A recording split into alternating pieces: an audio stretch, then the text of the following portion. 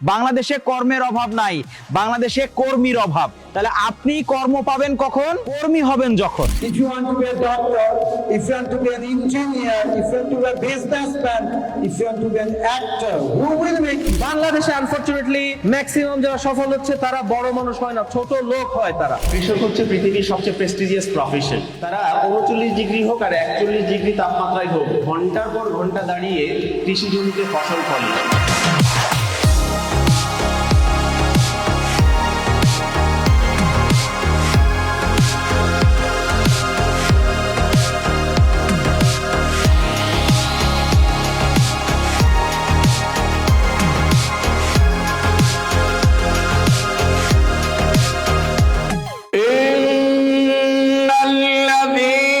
كذبوا بآياتنا واستكبروا عنها لا تفتح لهم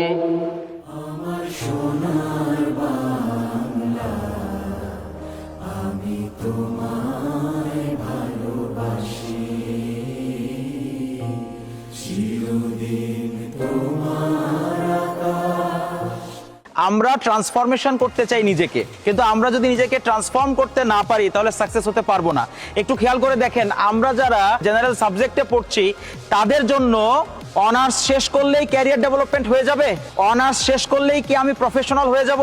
তার মানে আমার শুধুমাত্র একাডেমিক পড়ার মাধ্যমে আমার ক্যারিয়ার ডেভেলপমেন্ট হবে না। ক্যাম্পাস টু ক্যারিয়ার ওনাদের কাছ থেকে যে প্রেজেন্টেশনও পাবো, যে ডিরেকশন পাবো, ইএসবিডির পক্ষ থেকে campus two career smart citizen smart Bangladesh সমগ্র বাংলাদেশে এই ক্যাম্পাস টু ক্যারিয়ার প্রোগ্রাম কাজ করছে।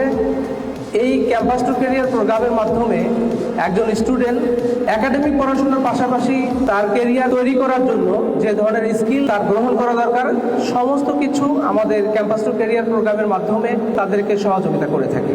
আমরা ছাত্ররা কি করি? আমরা ক্লাস করি না, ক্লাসে আসতে আমাদের মন চায় না। ফেল মানে ফার্স্ট অ্যাটেম্পট ইন লার্নিং।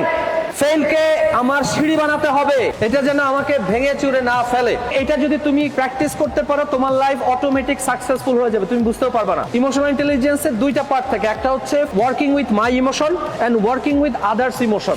মেজাজ গরম আসলে হয় না, আমরা নিজেরা এটাকে গরম করি। আপনাদের বাসায় হয়তো বা কম বেশি সবারই আয়রন মেশিন রয়েছে, ইস্ত্রি যেটাকে আমরা বলি।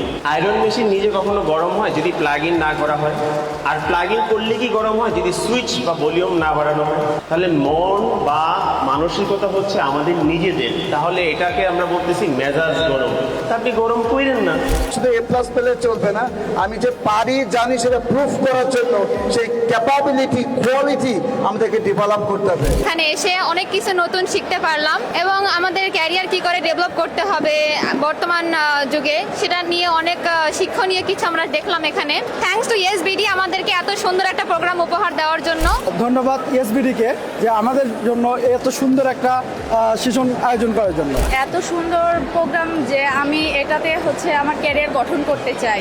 এখানে অনেক ধরনের ব্যক্তিবর্গ আছেন যারা দেশের সুনামধন্য বিভিন্ন অবস্থানে রয়েছেন, তো তাদের লাইফ সম্পর্কে আমরা জানতে পারি এবং সেগুলো জানার ফলে লাইফে সেই বিষয়গুলো অ্যাপ্লাই করতে পারলে আমরা একটা ভালো পজিশনে যাইতে পারবো। আজকের ক্যাম্পাস টু ক্যারিয়ার প্রোগ্রামে এসে আমি আমার লাইফে আসলে কি করা প্রয়োজন আমি এটা জানতে পারলাম।